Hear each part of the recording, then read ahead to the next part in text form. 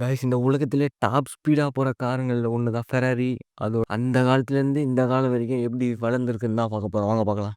1944, 951 இத்தாலியை சேர்ந்தது தான் ஃபெராரி.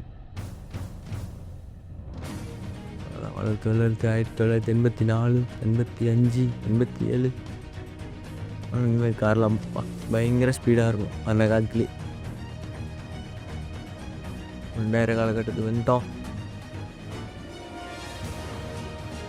2014 பயங்கரமான கார் இருக்குது, ரொம்ப பிடிக்கும் எனக்கு. 2015 கைஸ் எந்த கார் பிடிச்சிருக்குன்னு கமெண்ட்டில் சொல்லுங்கள். 2016, 17 அந்த மாதிரி. 18, 19, 19, 4, 5 கார் வந்துருக்கு. 6 கார். 2020, 21, 22, 23 அவ்வளோதான். பயங்கரமாக இருக்குல்ல ஃபெராரி.